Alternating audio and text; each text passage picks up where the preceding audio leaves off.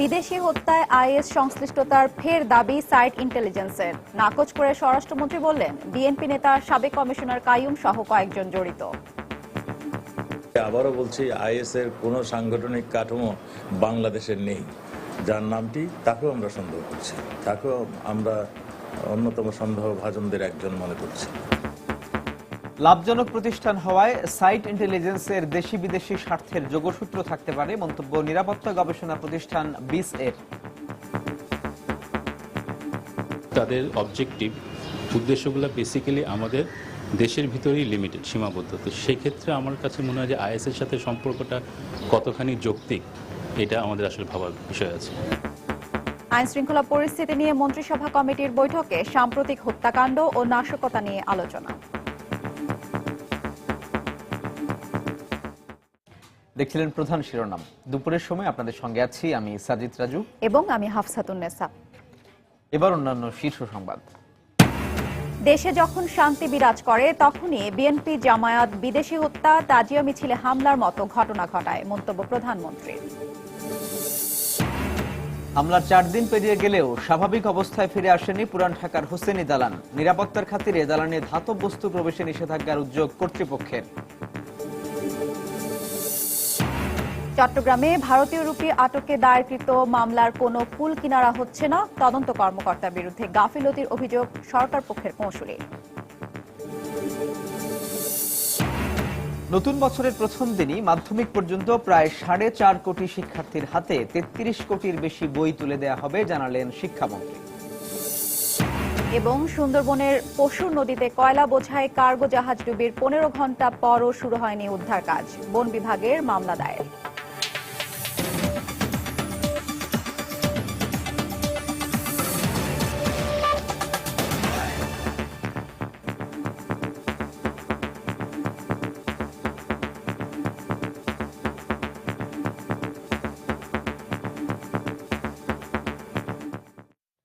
ইতালীয় নাগরিক Tavella caesar হত্যাকাণ্ডের নির্দেশদাতা ও কথিত বড় ভাই হিসেবে বিএনপি নেতা ও সাবেক কমিশনার আব্দুল কাইয়ুমই প্রধান সন্দেহভাজন বলে আবারও মন্তব্য করেছেন স্বরাষ্ট্রমন্ত্রী আসাদুজ্জামান খান কামাল।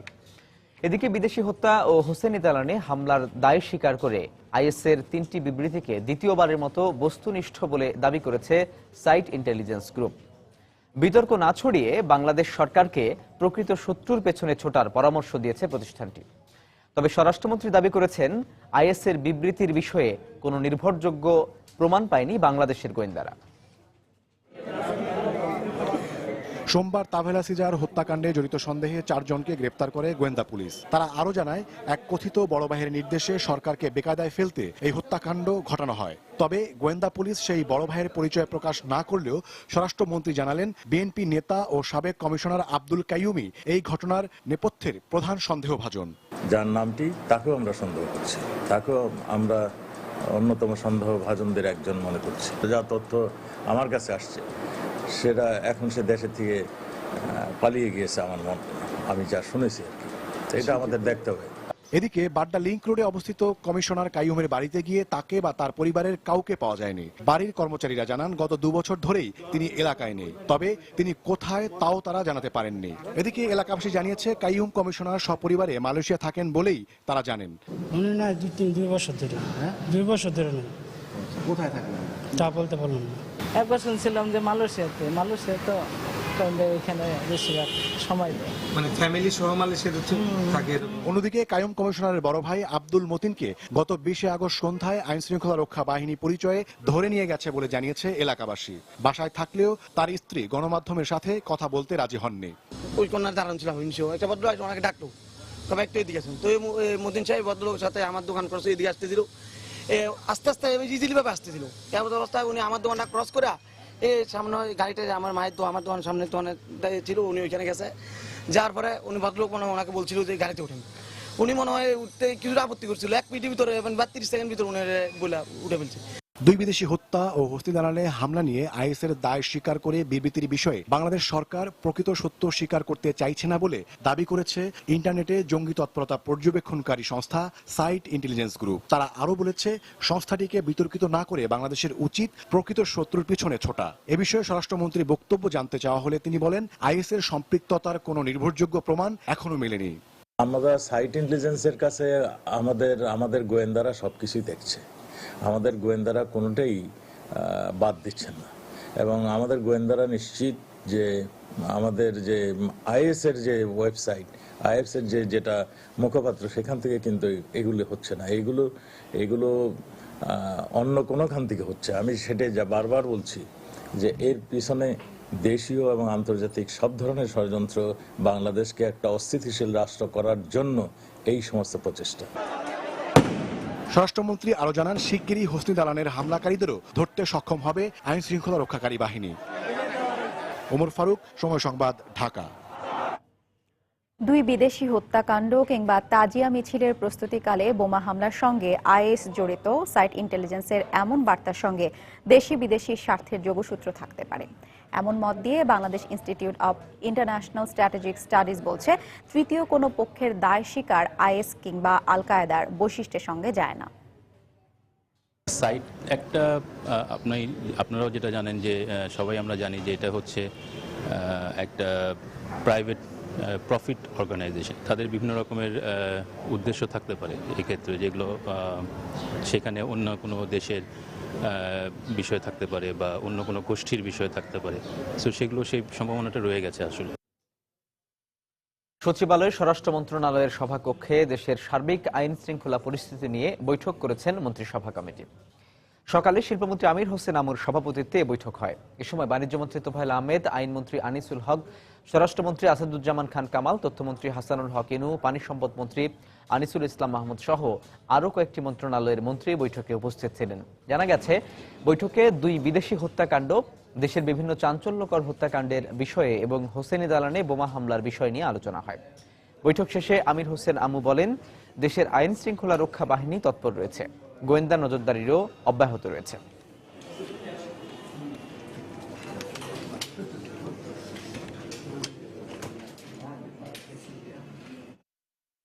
সন্ত্রাসী জঙ্গি এবং যারা জঙ্গি কার্যক্রমে অর্থ যোগান দেন তাদেরকে ছাড় দেওয়া হচ্ছে না, হবে না। দেশের আইন শৃঙ্খলা পরিস্থিতির উপর সার্বক্ষণিক গোয়েন্দা নজরদারি অব্যাহত আছে। বিভিন্ন আন্তর্জাতিক বিমানবন্দরগুলিতে যেভাবে নিরাপত্তা বিধান রয়েছে, ঠিক আমাদের একইভাবে সিকিউরিটি দেওয়া হচ্ছে।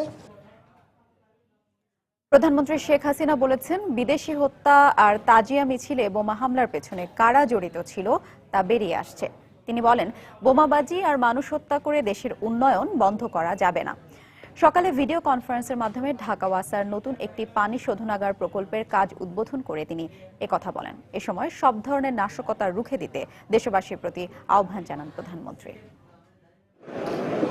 ঢাকা মহানগরীর মানুষের জন্য সুপেয় পানির চাহিদা মেটাতে মুন্সিগঞ্জের পদ্মা নদীতে স্থাপন করা হচ্ছে নতুন পানি শোধনাগার। এটি নির্মাণ হলে প্রতিদিন ৪৫ কোটি লিটার বিশুদ্ধ পানি পাবে ঢাকা ওয়াসা। বর্তমানে ঢাকায় পানির চাহিদার ৬০% পূরণ হয় ভূগর্ভস্থ পানি থেকে। আগামী ৫ বছরের মধ্যে নদী ও জলাধারের পানির ব্যবহার বাড়িয়ে ভূগর্ভস্থ পানির চাহিদা ৩০% নামিয়ে আনতে কাজ করছে ওয়াসা।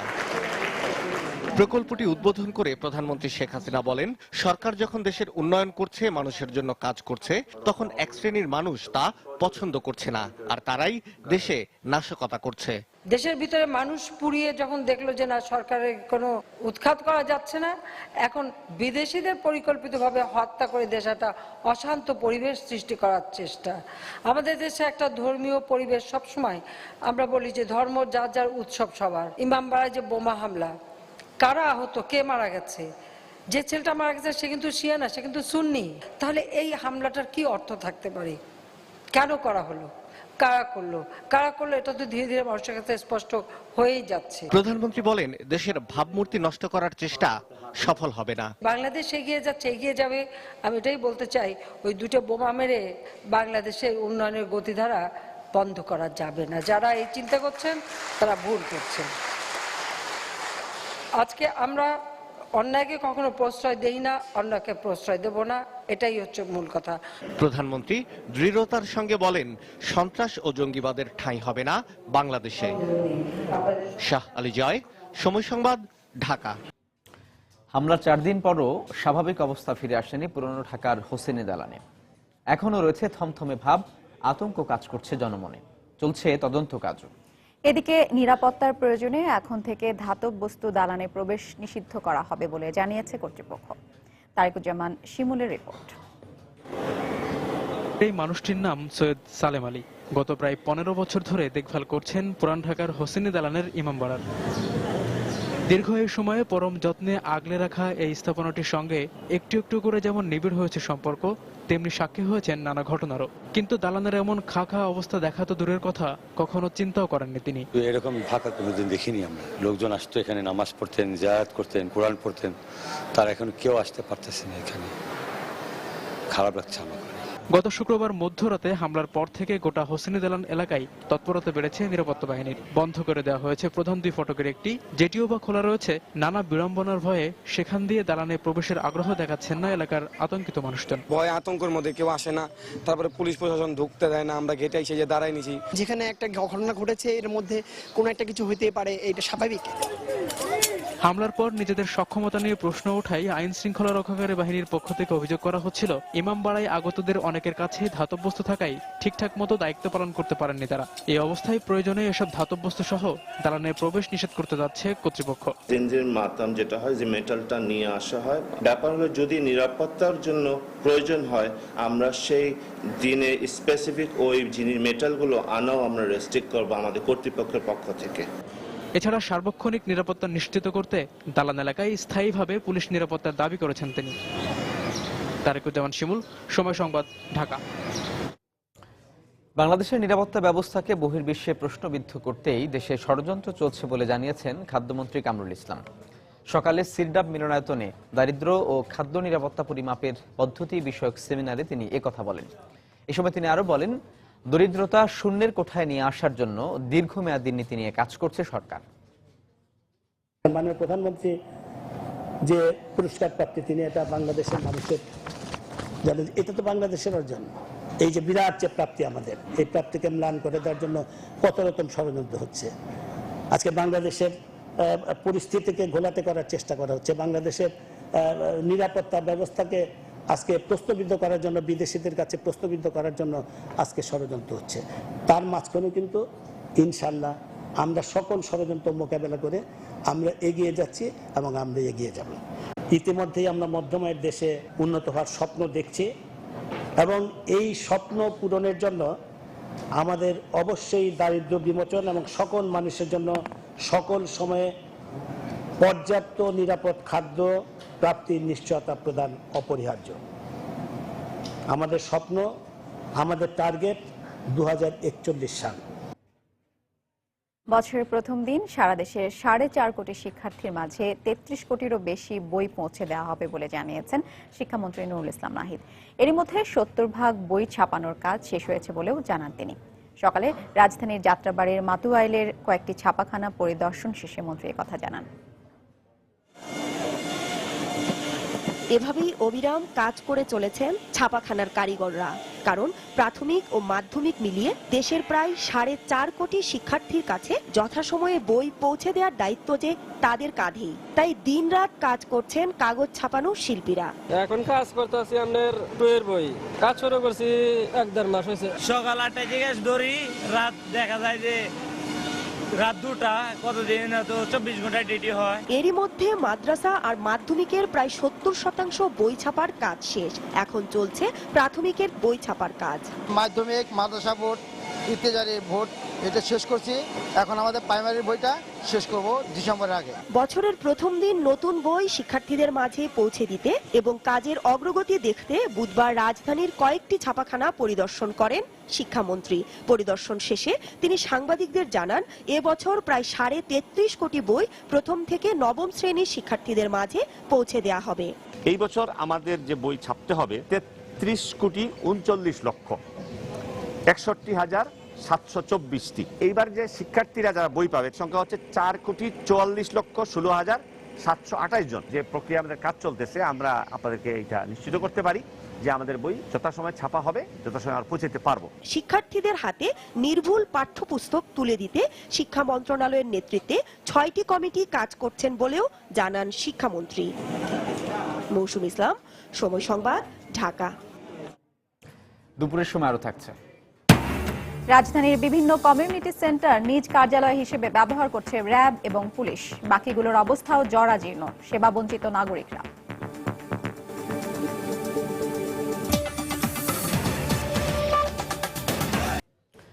চট্টগ্রাম বন্দর এবং বিমানবন্দরে ভারতীয় রুপি আটকের ঘটনায় দায়েরকৃত দুটি মামলার তদন্তে কোনো কুল কিনারা করতে পারছে না তদন্তকারী সংস্থাগুলো। নতুন করে যেমন এই চক্রের কাউকে গ্রেপ্তার করা যায়নি, তেমনি জব্দকৃত রুপিগুলো আসল না নকল তা নিশ্চিত হতে এখনো পরীক্ষার জন্য পাঠায়নি তারা। এই অবস্থায় তদন্ত কর্মকর্তার বিরুদ্ধে গাফিলতির অভিযোগ করেছেন সরকার নিয়োজিত কৌঁসুলি। বিস্তারিত জানাচ্ছেন কমল দে। নিয়ম অনুযায়ী যে কোনো মুদ্রা আটকের পর তা পরীক্ষার জন্য পাঠানো হয় বাংলাদেশ ব্যাংকের কাছে। সেখান থেকে নিশ্চিত হতে হয় জব্দকৃত মুদ্রা আসল না নকল। দীর্ঘদিন ধরে এই রীতি চলে আসলো। সাম্প্রতিক সময়ে চট্টগ্রামে আটক হওয়া ভারতীয় রুপির দুটি চালানের ক্ষেত্রে তা মানা হচ্ছে না। এই টাকাগুলো এখন পর্যন্ত আমরা জানি না যে কাস্টমসের কাছে আছে না কাস্টমস অন্য কোথাও পাঠিয়েছে। খোঁজ নিয়ে দেখেছি তারা এখনো বাংলাদেশ ব্যাংকে টাকাগুলো পাঠায়নি। গত 13 অক্টোবর চট্টগ্রাম শাহ আমানত আন্তর্জাতিক বিমানবন্দর থেকে উদ্ধারকৃত 68 লাখ ভারতীয় রুপি আটকের মামলাটি পতেঙ্গা থানা পুলিশ তদন্ত করছে। অপরদিকে 20 সেপ্টেম্বর বন্দর থেকে 3.5 কোটি রুপি উদ্ধারের মামলাটি তদন্ত করছে সিআইডি। কিন্তু কোনো তদন্ত কর্মকর্তা রুপি পরীক্ষার আবেদন জানায়নি। কোনো প্রতিবেদন প্রেরণের জন্য আমাদের আদালতে যেটা আসার কথা এখন পর্যন্ত আমরা পাইনি। প্রার্থী সাপেক্ষে প্রসিডিউর মেনটেন করে আমরা ব্যবস্থা নিতে পারব। আর তদন্তে দীর্ঘসূত্রিতার জন্য তদন্ত কর্মকর্তাদের দোষারোপ করলেন সরকার নিয়োজিত এই কৌশলে। ভারতীয় রুপিগুলো জব্দ করার সাথে সাথে পরীক্ষার দরখাস্তটা দেওয়া উচিত ছিল। 1.5 মাস অতিবাহিত হওয়ার পরেও আইও যদি কোনো দরখাস্ত না করে বা প্রেয়ার না করে, এটা তো অত্যন্ত গাফিলতি। আমি মনে করি আইওর গাফিলতি এবং এটা দুঃখজনক। আদালত সূত্র জানায় বিশেষ 15 দিনের মধ্যে প্রতিবেদন জমা দেওয়ার বিধান রয়েছে। নির্ধারিত সময় তদন্ত শেষ না হলে আদালতের অনুমতির মাধ্যমে সময় বাড়িয়ে নিতে হয়। কমল দে, সময় সংবাদ, চট্টগ্রাম। 15 ঘন্টা পেরিয়ে গেলেও মংলার পশুর নদীতে 510 মেট্রিক টন কয়লা নিয়ে ডুবে যাওয়া এমভি জিয়ারাজ নামের কার্গো জাহাজটি এখনো উদ্ধার করা যায়নি। এদিকে এ ঘটনায় আজ সকালে মালিক পক্ষের 2 জনকে আসামি করে মংলা থানায় পূর্ব বন বিভাগের স্টেশন কর্মকর্তা গাজী মতিউর রহমান একটি মামলা দায়ের করেছেন। এছাড়া কার্গোর মাস্টার বুলু কাজীকে জিজ্ঞাসাবাদের জন্য থানায় নিয়ে যাওয়া হয়েছে। এদিকে মালিক পক্ষের কাছে 5 কোটি টাকা ক্ষতিপূরণ দাবি করেছে বন বিভাগ। গতকাল রাত 10:30টার দিকে নদীর জয়মনি ঘোল এলাকায় কার্গো জাহাজটি ডুবে যায়। এ সময় জাহাজে থাকা 7 নাবিক সহ 10 জনকে জীবিত উদ্ধার করে স্থানীয়রা। এর আগে 2014 সালের 9 ডিসেম্বর সুন্দরবনের শ্যালা নদীতে ফার্নেস তেল বোঝাই একটি ট্যাঙ্কার জাহাজ ডুবে যায়।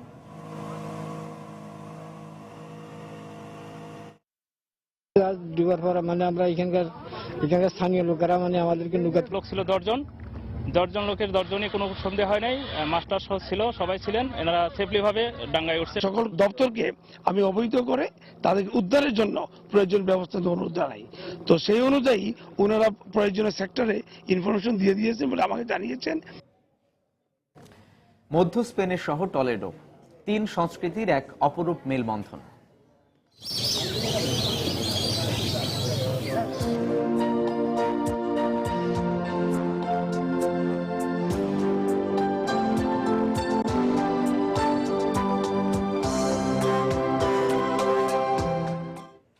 সংবাদের শেষাংশে ঘুরে আসবো অপরূপ সুন্দর এই লেক পাহাড়ের শহর থেকে। রাজধানীর 2 সিটি কর্পোরেশনের 49টি কমিউনিটি সেন্টারের 15টিকেই কার্যালয় হিসেবে ব্যবহার করছে র্যাব এবং পুলিশ। বাকিগুলোর বেশিরভাগই জরাজীর্ণ হওয়ায় গুরুত্বপূর্ণ এই নাগরিক সেবা থেকে বঞ্চিত রাজধানীবাসী। ঝুঁকিপূর্ণ কমিউনিটি সেন্টারগুলোর সংস্কার ও পুনর্নির্মাণের কথা জানালেও নতুন জায়গা না পাওয়া পর্যন্ত কমিউনিটি সেন্টার থেকে র্যাব পুলিশ সরানো সম্ভব নয় বলে জানান মেয়র। রাশেদ বাপের রিপোর্ট।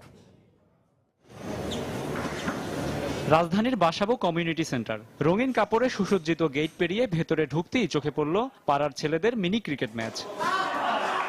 এটি দ্বিতীয় তলার চিত্র।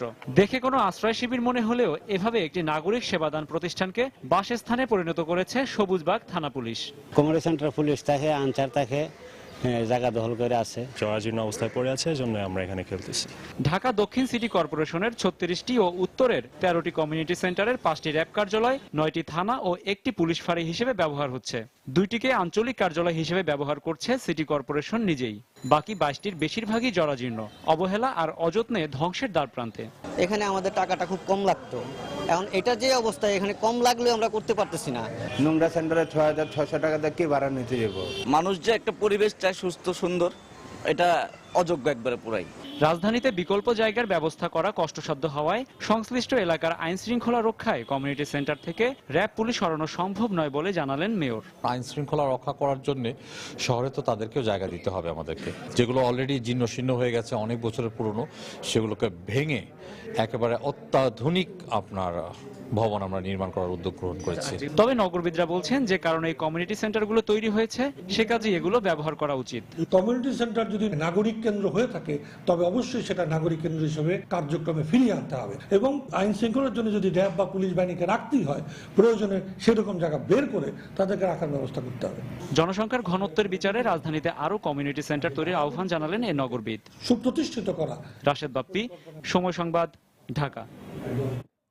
দেশের জ্বালানি নিরাপত্তা নিশ্চিত করতে শিগগিরই 2টি ল্যান্ড বেজ টার্মিনাল বসানো হবে বলে জানিয়েছেন বিদ্যুৎ ও জ্বালানি প্রতিমন্ত্রী নসরুল হামিদ। অন্যদিকে জ্বালানি সংকট দূর করতে প্রতিবেশী 3টি দেশের সাথে আন্তঃসম্পর্ককে গুরুত্ব দিয়েছেন পররাষ্ট্রমন্ত্রী আবুল হাসান মোহাম্মদ আলী। সকালে বিস ও জাপান ফাউন্ডেশন আয়োজিত দক্ষিণ এশিয়ার জ্বালানি নিরাপত্তা ও জাপানের ভূমিকা শীর্ষক সেমিনারে তারা এই কথা বলেন। এছাড়া বাসাবাড়িতে সাশ্রয়ী মূল্যে কিভাবে এলপিজি গ্যাস ব্যবহারে মানুষকে উদ্বুদ্ধ করা যায় সে বিষয়েও সরকার চিন্তা ভাবনা করছে বলেও জানান জ্বালানি প্রতিমন্ত্রী। জ্বালানিতে ভর্তুকির কারণে ভবিষ্যতে সার কারখানাগুলো বন্ধ করে দেওয়ারও ইঙ্গিত দেন তিনি। সেমিনারে বাংলাদেশে নিযুক্ত জাপানের রাষ্ট্রদূত উপস্থিত ছিলেন। আমরা এলপিজিকে ইন্ট্রোডিউস করতে যাচ্ছি।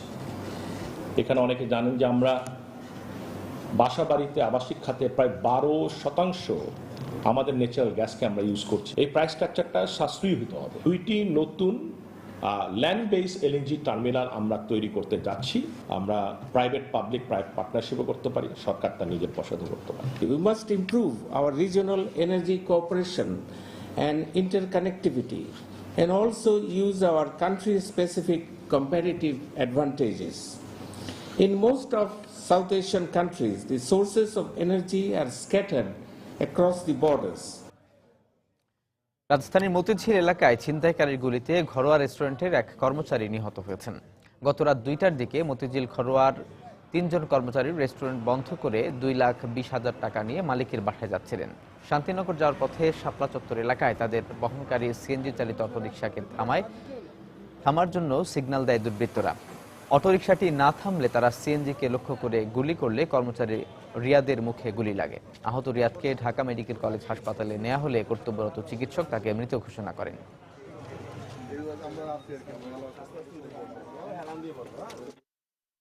শাপলা চত্বরের ওই পাশে সিগন্যাল দিয়েছিল, আমরা দাঁড়াইনি, তারপরে জসিম, রাজু এবং যে ছেলেটা মারা গেছে রিয়াদ 2,20,000 টাকা নিয়ে মালিকের বাসায় শান্তিনগরের উদ্দেশ্যে যাচ্ছিল। পথের মধ্যে শাপলা চত্বর ওভারব্রিজের কাছাকাছি ওটা বলতেছে জসিম, ওখানে নাকি সিএনজি পথরোধ করে তারপর গুলি করছে। ওরা টাকা নিতে পারেনি। বনদস্যু শিপন বাহিনীর প্রধান শিপন গুলিতে নিহত হয়েছেন। র্যাবের দাবি বন্দুকযুদ্ধ। ভোরে পূর্ব সুন্দরবনে মৃগামারি খাল এলাকায় এই ঘটনা ঘটে। র্যাব 8-এর অধিনায়ক লেফটেন্যান্ট কর্নেল ফরিদুল আলম জানান, ভোরে সুন্দরবনের চাঁদপাই রেঞ্জে নিয়মিত টহলে বের হয় র্যাব সদস্যরা। এ সময় মৃগামারি খাল এলাকায় র্যাবের উপস্থিতি টের পেয়ে গুলি ছোড়ে শিপন বাহিনীর সদস্যরা। পরে আত্মরক্ষার্থে র্যাবও পাল্টা গুলি চালায়। এ সময় দুপক্ষের মধ্যে শতাধিক রাউন্ড গুলি বিনিময় হয়। এক পর্যায়ে বনদস্যুরা পিছু হটলে তল্লাশি চালিয়ে শিপনের লাশ উদ্ধার করে র্যাব। এ সময় ঘটনাস্থল থেকে 18টি দেশি বিদেশি অস্ত্রসহ 300 রাউন্ড গুলি জব্দ করা হয়। সকাল 6টা থেকে 6:30 পর্যন্ত আনুমানিক আধা ঘন্টা র্যাবের সাথে শিপন বাহিনীর বন্দুকযুদ্ধ হয়। বন্দুকযুদ্ধর পরে স্থানীয় জেলেরা, বন বিভাগ এবং সকলের সহায়তায় ঘটনাস্থল তল্লাশি করে আমরা একটি মৃতদেহ এবং 18টি দেশি বিদেশি আগ্নেয়াস্ত্র 350 রাউন্ড গোলাবারুদ উদ্ধার করি। দেশে যাত্রা শুরুর পর থেকেই নানা ধরনের আনুষঙ্গিক পণ্য উৎপাদন ও সরবরাহ করে দেশের অর্থনীতিতে গুরুত্বপূর্ণ ভূমিকা রাখছে গার্মেন্টস, অ্যাক্সেসরিজ ও প্যাকেজিং শিল্প খাত।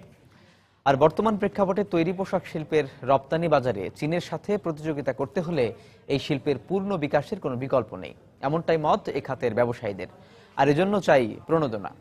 পাশাপাশি শুল্কমুক্ত কাঁচামাল আমদানির সুবিধা দেয়া হলে এর পুরোপুরি সুবিধা পান না বলেও অভিযোগ করেছেন তারা। বিস্তারিত কামরুল হাসানের সবুজ রিপোর্টে।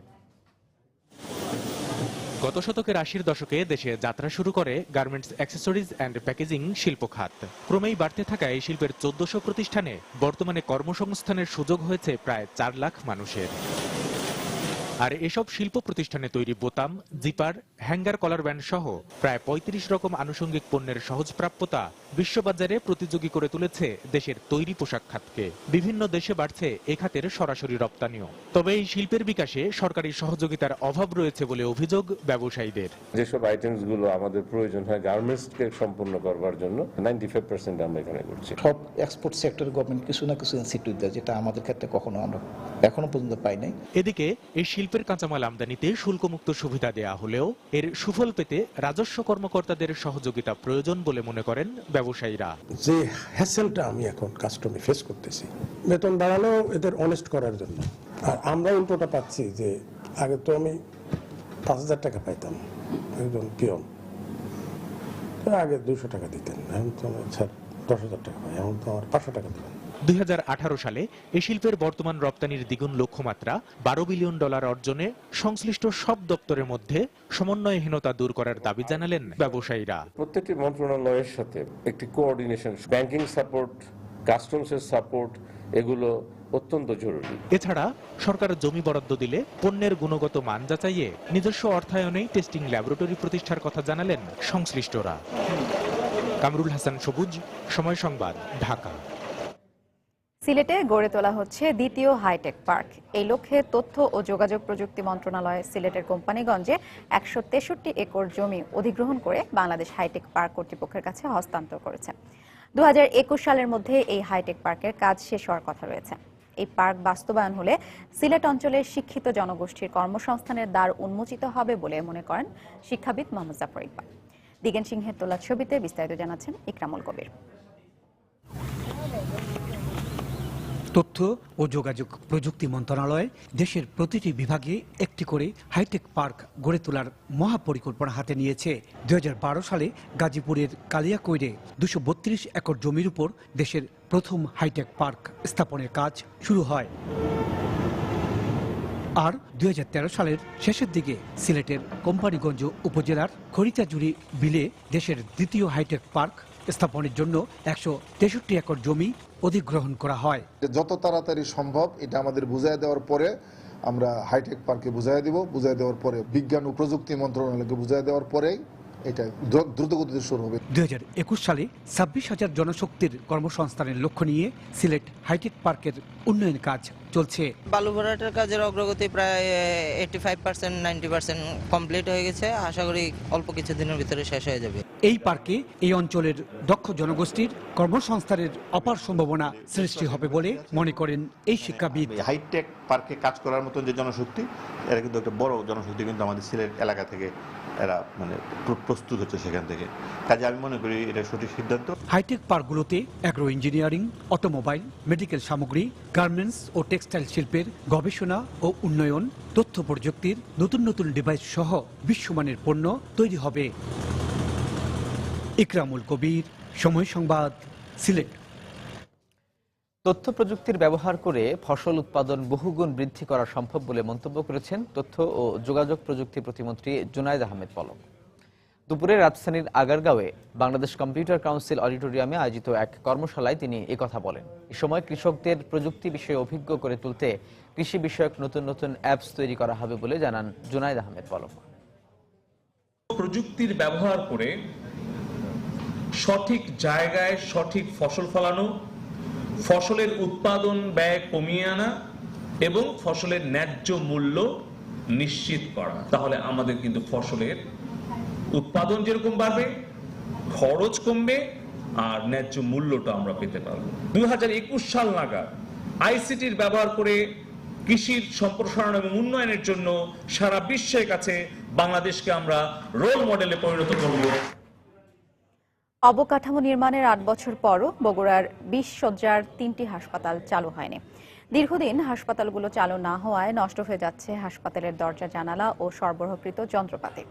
জনপ্রতিনিধিরা বলছেন, হাসপাতালগুলো চালু হলে এলাকার গরিব মানুষ সহজে ও সাশ্রয়ে স্বাস্থ্যসেবা পাবে। আর সিভিল সার্জন বলছেন, প্রশাসনিক অনুমোদন পাওয়া গেলে চালু করা সম্ভব হবে হাসপাতাল ৩টি।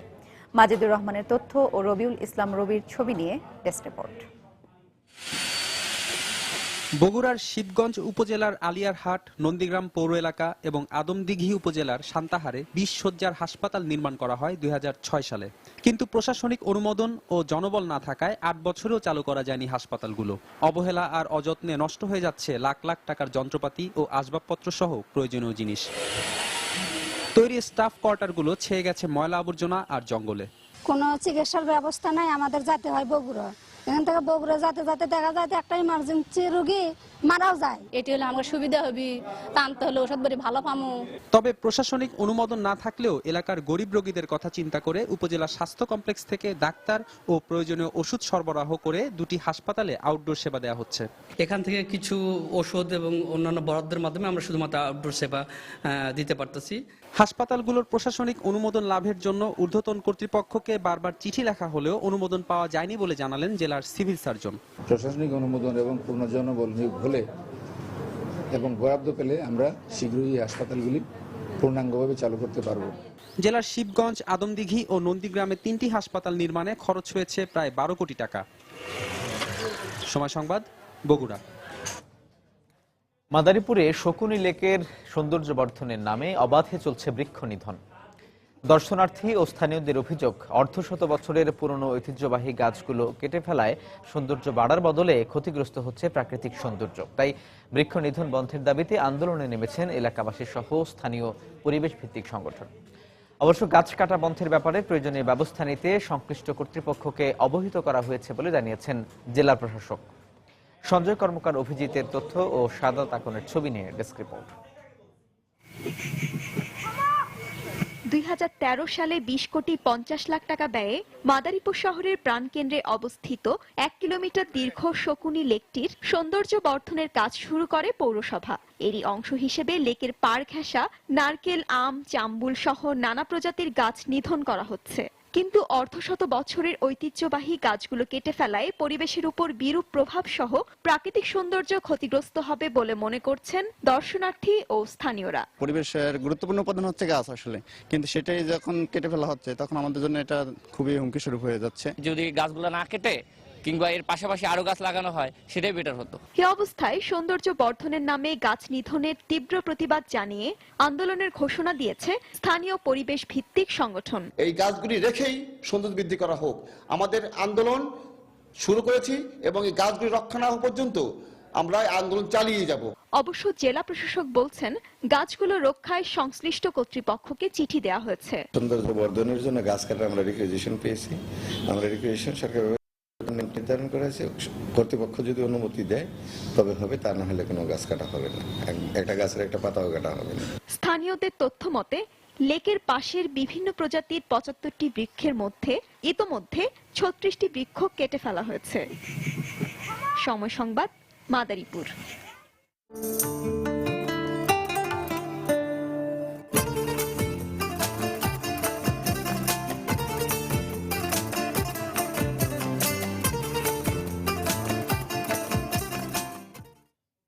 বরগুনার বিভিন্ন গ্রাম ও চরাঞ্চলের অভিভাবকরা অসচেতন ছেলে মেয়েদের বয়ঃসন্ধিকালীন বিভিন্ন বিষয় নিয়ে।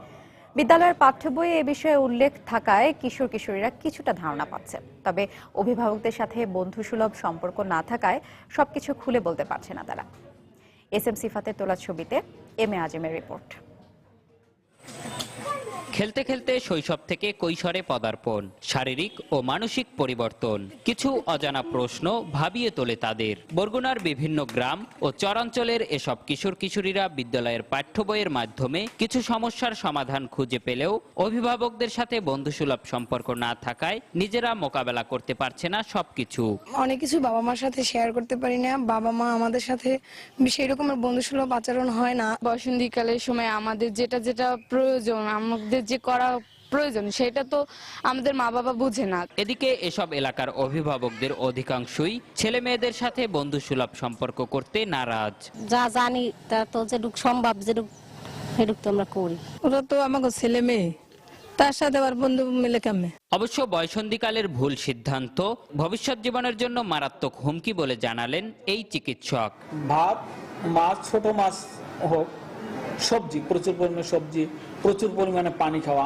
মা তারা যদি ব্যাপারটা বুঝে বলে বয়সন্ধিকালীন অবস্থার আগে যে তোমার কিন্তু এইরকম হতে পারে, তাহলে কিন্তু সে ভয় পাবে না। চিকিৎসকদের মতে এ সময়ে প্রতিদিন কিশোর কিশোরীদের 2 থেকে 2,500 কিলো ক্যালোরি পুষ্টিকর খাবারের দরকার। এম এ আজিম, সময় সংবাদ, বরগুনা।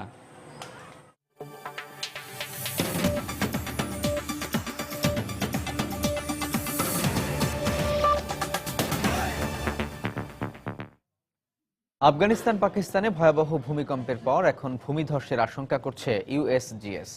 পাকিস্তানি দুর্যোগ ব্যবস্থাপনা কর্তৃপক্ষ বলছে এই ভূমিকম্প একটি আগাম সতর্কবার্তা ছিল, তাই যে কোনো পরিস্থিতি নিয়ন্ত্রণের জন্য এখনই প্রস্তুতি নেওয়া উচিত সরকারের। এদিকে মৃতের সংখ্যা বেড়ে চলেছে। এখন পর্যন্ত ভূমিকম্পে 363 জনের মৃত্যুর খবর পাওয়া গেছে, তবে অন্তত 2000 মানুষ গুরুতর আহত হওয়ায় মৃতের সংখ্যা কয়েক গুণ বাড়ার আশঙ্কা করা হচ্ছে। আফগানিস্তান এবং পাকিস্তানের সরকার জানিয়েছে এখনো যারা নিখোঁজ রয়েছেন তাদের উদ্ধারের জন্য জোর তৎপরতা চলছে। ভূমিকম্পে মুহূর্তে গুড়িয়ে গেছে তাদের সব স্বপ্ন, আশা, ভরসা। তাই হাসপাতালের বিছানায় শুয়ে কেবলই কাঁদছেন সৈয়দ হাবিব খলিল। আফগানিস্তানের কুনার প্রদেশের হাবিব জানালেন, ভূমিকম্পের সময় ঘরের ভেতরেই ছিলেন তিনি। দৌড়ে নিজের প্রাণ বাঁচাতে পারলেও হারিয়েছেন বৃদ্ধ বাবাকে। এমন করুণ পরিণতির কথা এখন পাকিস্তান আফগানিস্তানের ভূমিকম্পগ্রস্ত মানুষের মুখে মুখে। পায়ের নিচের মাটির কাঁপুনি হয়তো কমে গেছে, কিন্তু কমেনি বুকের কাঁপুনি। এতদিন সবচেয়ে নিরাপদ মনে হতো যে বসত বাড়িকে, এখন সেখানে 1 মিনিটও অবস্থান করতে অভয় পাচ্ছেন না তারা। এই বাড়িটি 15 বছর আগের তৈরি, কিন্তু যেভাবে ফাটল ধরেছে এতে দেখে মনে হচ্ছে যে কোনো সময় এটি ভেঙে পড়তে পারে। এদিকে ভূমিকম্পে সবচেয়ে বেশি ক্ষতি হয়েছে পাকিস্তানের পেশোয়ারে। ভেঙে পড়েছে যোগাযোগ ব্যবস্থা। খাইবার পাখতুনখাওয়ার দুর্যোগ ব্যবস্থাপনা সংস্থা জানিয়েছে, হেলিকপ্টারের মাধ্যমে সেখানে ত্রাণ পাঠানো হয়েছে। ভূমিকম্পে ব্রিজ, রাস্তা সব ভেঙে পড়েছে সেখানে, আর এজন্য উদ্ধার কাজে আমাদের বেগ পেতে হচ্ছে। সেনাবাহিনী আমাদের সেখানে ত্রাণ সরবরাহে সাহায্য করেছে। এদিকে নিজের ব্রিটেন সফর সংক্ষিপ্ত করে পাকিস্তানি প্রধানমন্ত্রী নওয়াজ শরীফ মঙ্গলবার ভূমিকম্পে ক্ষতিগ্রস্ত এলাকা সাংলা, গিলগিট বালতিস্তান এবং করাচি পরিদর্শন করেন। ক্ষতিগ্রস্তদের সার্বক্ষণিক দেখভালের নির্দেশও দেন তিনি। বাস্তুহারাদের জন্য অস্থায়ীভাবে তাঁবুর ব্যবস্থা করা হয়েছে। এছাড়া আমরা খাবার ও বাকি সবকিছুর ব্যবস্থাও করেছি। তালেবান জঙ্গি গোষ্ঠীও যোগ দিয়েছে উদ্ধার কাজে। বিধ্বস্তদের পাশে দাঁড়াতে সবাইকে আহ্বান জানায় তারা। এদিকে ভূমিকম্পের ফলে দেশ দুটিতে এখন ভূমি ধসের আশঙ্কা করছে ইউএসজিএস। পাকিস্তানের দুর্যোগ ব্যবস্থাপনা বিশেষজ্ঞরা বলছে, এই ভূমিকম্প একটি আগাম সতর্ক বার্তা ছিল, আর তাই পরিস্থিতি নিয়ন্ত্রণে সরকারকে এখনই ব্যবস্থা নেওয়ার পরামর্শ তাদের। তানজিম মুনিয়াত, সময় সংবাদ। মধ্য স্পেনের শহর টলেডো। ইউনেস্কো 1986 সালে এটিকে ওয়ার্ল্ড হেরিটেজ হিসেবে ঘোষণা করে। বিভিন্ন সময়ে মুসলিম, খ্রিস্টান ও ইহুদিদের আধিপত্য থাকায় একে 3 সংস্কৃতির শহরও বলা হয়ে থাকে। পুরো শহর জুড়েই দেখার মতো রয়েছে অনেক কিছু। এর মধ্যে সেন্ট মেরিস ক্যাথেড্রাল, এল Greco tail, সেন্ডা ইকোলজিকা, Sanat cruise museum উল্লেখযোগ্য। আমাদের লন্ডন প্রতিনিধি শোয়েব কবিরের রিপোর্ট। স্বচ্ছ পানির লেকের ধারে পাখির কিচিরমিচির শব্দ যে কাউকে বিমোহিত করবে। অনাবিল এই সৌন্দর্য দেখতে পুরো বিশ্ব থেকে পর্যটকরা ভিড় জমায় এখানে। ঘুরে বেড়ানোর জন্য টলেডো খুবই সুন্দর জায়গা। আমি অনেক ছবি তুলেছি। এখানকার আবহাওয়া খুব ভালো। ব্রোঞ্জ সভ্যতার সময় এখানে বসতি গড়ে ওঠে। 1563 সালের আগ পর্যন্ত স্পেনের রাজধানী ছিল এটি। পুরনো ভবন ও দেয়ালে ঘেরা এই শহরের আঁকাবাঁকা রাস্তায় হাঁটলে মনে হবে যেন মধ্যযুগীয় কোনো সভ্যতায় দাঁড়িয়ে আছেন। আর সুদৃশ্য সেতুও পর্যটকদের আকৃষ্ট করে। টলেডো দারুণ জায়গা। এ শহরের উঁচু উঁচু পাহাড়, সেতু, দোকান সবকিছুই দেখার মতো। আমি এখানকার অপরূপ দৃশ্য দারুণ উপভোগ করছি। শহরে ছড়িয়ে ছিটিয়ে থাকা দোকানগুলোতে সাজানো আছে মধ্যযুগীয় সভ্যতার দৃষ্টিনন্দন সামগ্রী। ছোট ছোট ট্রেনে 45 মিনিটে অনায়াসে এক নজরে দেখে নিতে পারেন নয়নাভিরাম শহরটিকে। আর এতে খরচ পড়বে মাত্র 4.5 ইউরো। স্পেনের রাজধানী মাদ্রিদ থেকে প্রায় 70 কিলোমিটার উত্তরে এই টলেডো শহর। একসময় মুসলমানদের আধিপত্য থাকলেও তা চলে গেছে খ্রিস্টান এবং ইহুদিদের দখলে। তবে হারানি এই সৌন্দর্য এবং জৌলুস। আর এই সৌন্দর্য দেখার জন্য প্রতিদিন ভিড় জমায় পুরো বিশ্ব থেকে আসা হাজার হাজার দর্শনার্থীরা। তারা এখনো মুগ্ধ হয়ে ওঠে এই টলেডো শহরের সৌন্দর্য দেখে। টলেডো শহর থেকে শোয়েব কবির, সময় সংবাদ। বিএনপির শীর্ষ নেতাদের নির্দেশে লন্ডনে বিচারপতি AHM শামসুদ্দিন মানিকের উপর হামলা হয়েছে বলে অভিযোগ করেছেন তার মেয়ে ব্যারিস্টার নাদিয়া চৌধুরী। পূর্ব লন্ডনে এক সংবাদ সম্মেলনে নাদিয়া দাবি করেন, বিএনপি চেয়ারপারসন বেগম খালেদা জিয়া ও দলটির সিনিয়র ভাইস চেয়ারম্যান তারেক রহমানের নির্দেশেই গত বুধবার তার বাবার উপর হামলা চালানো হয়। সেদিন তাকে অপহরণ করাই হামলাকারীদের উদ্দেশ্য ছিল বলেও জানান তিনি। সংবাদ সম্মেলনে যুক্তরাজ্য আওয়ামী আইনজীবী ফোরামের শীর্ষস্থানীয় নেতারা উপস্থিত ছিলেন।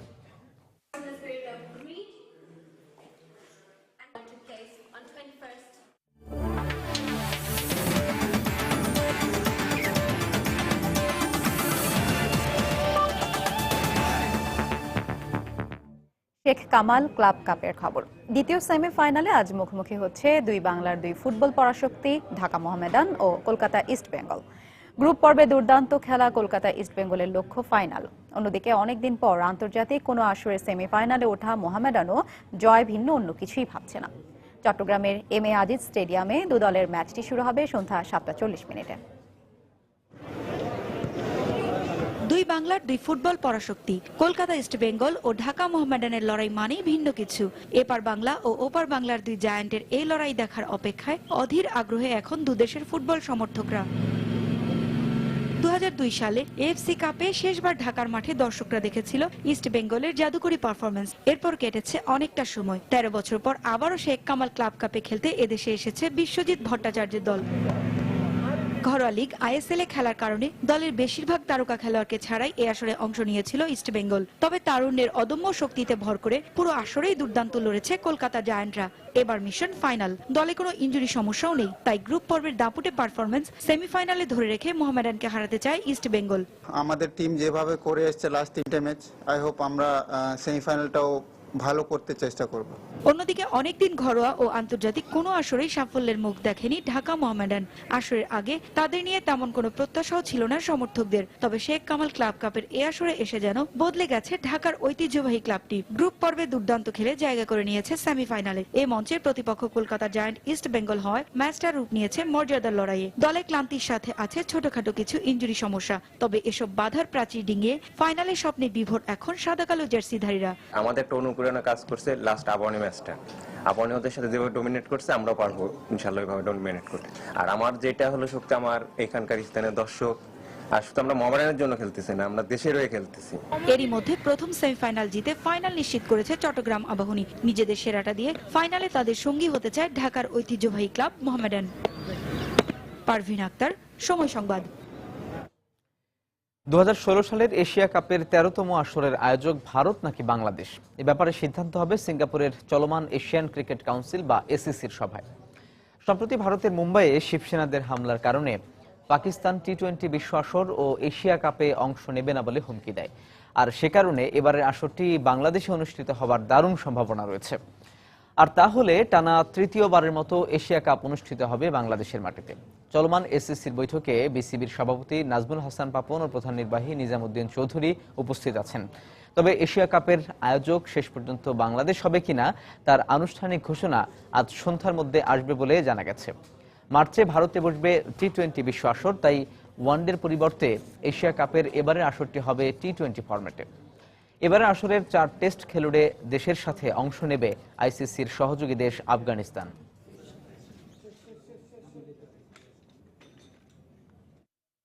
ক্যাপিটাল ওয়ান কাপের খবর। ইংলিশ প্রিমিয়ার লিগের পর এবার লিগ কাপেও আলোর মুখ দেখল না হোসে মরিনহোর চেলসি। স্টোক সিটির বিপক্ষে পেনাল্টি শুটআউটে ৫-৪ গোলে হেরে আসরের চতুর্থ রাউন্ড থেকে ছিটকে পড়ল ব্লুজরা। অন্যদিকে দ্বিতীয় সারির ক্লাব শেফিল্ড ওয়েডনেসডের বিপক্ষে হোঁচট খেয়েছে আরেক ইংলিশ জায়ান্ট আর্সেনাল। শেফিল্ডের কাছে ৩-০ গোলে হেরে চতুর্থ রাউন্ড থেকেই বিদায় নিয়েছে গানাররা। গত মৌসুমটা যে আর ফিরে আসার নয় তা আর বলার অপেক্ষা রাখে না চেলসির বর্তমান পারফরমেন্স দেখে। ইংলিশ প্রিমিয়ার লিগের পর এবার ক্যাপিটাল ওয়ান কাপেও হারের বৃত্ত থেকে যেন বের হতেই পারছে না বর্তমান লিগ চ্যাম্পিয়নরা। লিগে একের পর এক হারের হতাশা কাটাতে স্ট্যাফোর্ডশায়ারে স্টোক সিটির মুখোমুখি হয় চেলসি। তবে স্বাগতিক ডিফেন্ডারদের শক্ত রক্ষণভাগের সামনে প্রথমার্ধে আর গোলের মুখ দেখেনি ব্লুজরা। বিরতির পর ফিরেও একই চিত্র দেখা গেছে মাঠে। উল্টো ম্যাচের 52 মিনিটে স্বাগতিকদের হয়ে ওয়াল্টার্স গোল করলে পিছিয়ে পড়ে অতিথিরা।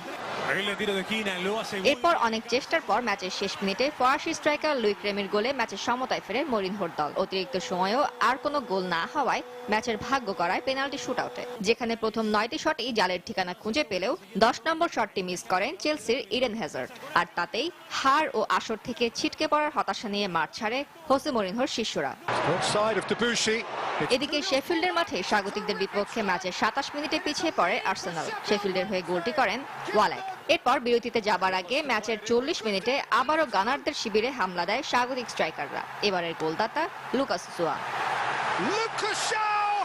দ্বিতীয়ার্ধে ফিরে অনেক চেষ্টার পরও কাঙ্ক্ষিত গোলের দেখা পায়নি অলিভার জিরুডরা। উল্টো ম্যাচে 51 মিনিটে শেফিল্ডের হাচিনসন গোল করলে 3-0 গোলে পিছিয়ে পড়ে আর্সেনাল। এরপর ম্যাচে আর কোনো গোল না হওয়ায় হার ও আসর থেকে বিদায় নিয়ে মাঠ ছাড়ে আর্সেন ওয়েঙ্গারের দল। ফারজানা মুমু, সময় সংবাদ। দুপুরের সময় পর্যায়ে শীর্ষ সংবাদ জানিয়ে দিচ্ছি আরো একবার। বিদেশি হত্যায় আইএস সংশ্লিষ্টতার ফের দাবি সাইট ইন্টেলিজেন্সের। নাকচ করে স্বরাষ্ট্রমন্ত্রী আবার বললেন বিএনপি নেতা সাবেক কমিশনার কাইয়ুম সহ কয়েকজন জড়িত।